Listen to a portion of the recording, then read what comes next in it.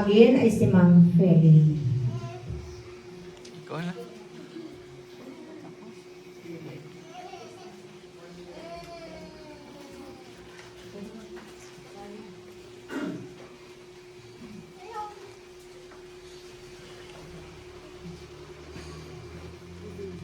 Sa gitna ka ah.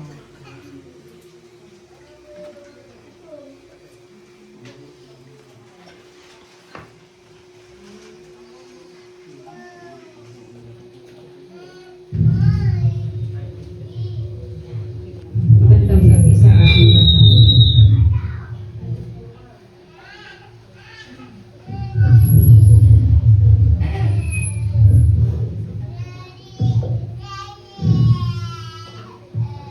Magandang gabi sa ating lahat, mga anak, mga pinsan, mga uncle, mga auntie. Paano ko ba umpisahan ito? O noong natanggap ko yung balita na wala na si Uncle. Alam niyo ang unang pumasok sa isipan ko. Lahat ng alaala. Noong kami ay maliliit. Ito ay sa kaalaman ng lahat ng mga anak dito na hindi nakasaksi sa aming paglaki. Maaga kaming naulila. 6 na taon gulang pa lang ako. Si Bilin ang bunso namin, si Auntie Bilin, 11 months old. Sa mga hindi nakakaalam, ang nanay ko ang kapatid ni Amang Patit. Siya ang ang nanay ko ang pangalawa sa panganay. At sa hirap ng aming buhay na pinagdaanan, nakita namin kung paano nila kami minahal. Silang lahat na magkakapatid. Lahat ng alaala mula sa pinakamatanda sa kanila ng likom. Sila magkakapatid. Si Uncle Patit. Si Uncle Panyong. Sila ay wala na. Si Auntie Hubeng. Si Auntie Huling. Si Uncle Rumi. At pati yung mga asawa nila, si Auntie Shimon, si Auntie Karing. Lahat sila. Si Auntie Rosal, si Auntie Maring. Lahat sila humalalay sa amin.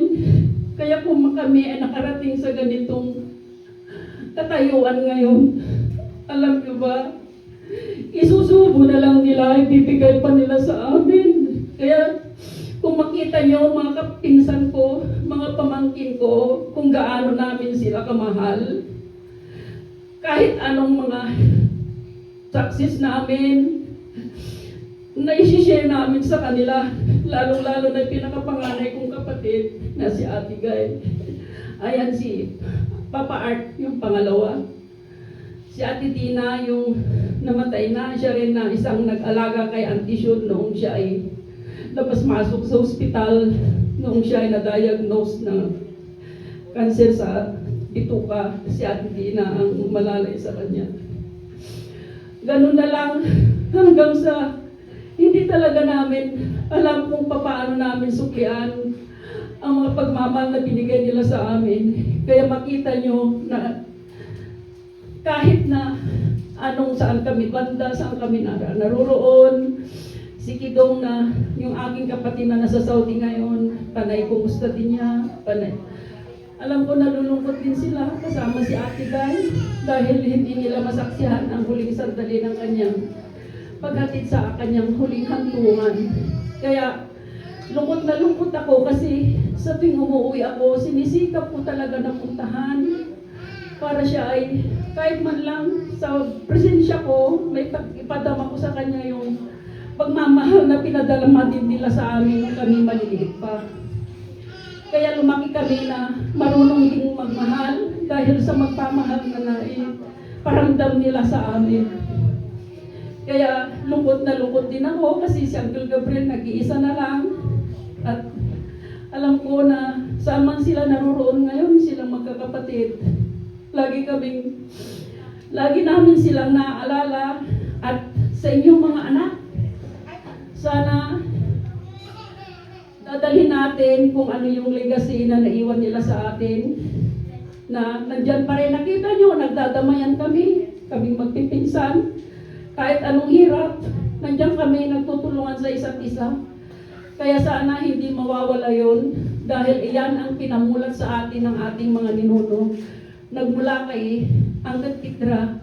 Silang magkakapatid, maaga silang naulila. Lumaki sila sa hirap. Yung iba nga dyan, si Uncle Ruby yung pinakabunso nila, hindi na nakikita ang tatay niya. So kung kani-kanino sila nagtumira para magpaalipin, para sila ay lumaki, makakain at mabigyan din ng ang aming Angkat Pitra noon.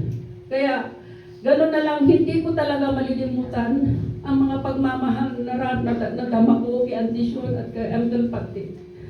Kami noon, nung may bahay pa kami doon sa kanal, kami magkakapatid, halos hindi ko maabot yung bintana kasi maliit pa ako noon. Pagka dumarating sila, kahit sino sa kanila, nandun kami magkakapatid nakaabang sa kanila. Kasi alam namin na sila yung nakakaramdam kami ng pagmamahal sa kanila. Sabi ko nga, siyempre pati bilang mangingisda yan, kung may huli siya na isda, bibigyan kami ng aking kapatid na si Gidong. Gustong-gusto namin na kahit na malayo sa Kabiasnan yung lugar nila doon sa Daya, gustong-gusto namin tumira doon, matulog doon, lalo na kahit na bakasyon namin sa eskwela, doon kami nakatira. Kasi naramdaman namin na hindi kami inapi. So sabi ko nga, mahirap ang buhay nila, halos hindi din sila makakain. Kami lahat noon, halos wala kaming maisain. Pero isusubo na nga lang nila, ibibigay pa nila sa amin. Kaya Uncle, mananatili ka sa puso ko. Mahirap man, pero salamat naman sa Panginoon. Sa araw-araw na pinagdadasal ko, sa bawat simba ko, lagi ko pinagdadasal. Kasi alam ko naman kung anong kainatnan yung sakit mo na pag inabot na sa buto. Alam ko na hindi mo nakakayanin yung sakit. Pero yan ang lagi kong dinadasal sa Panginoon. Na sana hindi na matadanas, hindi mo na maranasan yung ganung sakit. Pero ganun pa man, nakaranas ka din pero hindi nagtagal. Kaya bilang panghuli, sana mga anak, lahat ng mga nandito, kaya wala man dito, pananatilihin natin ang pag-iisa natin, ang pagmamahalan. At sa mga wala dito, Buyet, mahal ka din namin. Nakikita mo kung ano yung pagmamahal na inihahandog namin. Kaya sa mga kapatid ko na wala dito, huwag na kayong malungkot. Nandito naman kami ni Bilin, nandito si Kuya Art. Yung mga pamangkin ko din na malalayo, alam ko na nalulungkot din sila. Pero ganyan lang talaga. Pero alam ko na wala din siyang masasabi sa pagmamahal na pinadama namin sa kanya. Kaya yun na lang, at mga anak, nawa, ipagpatuloy natin ang nagisnan natin sa kanila. Maraming salamat.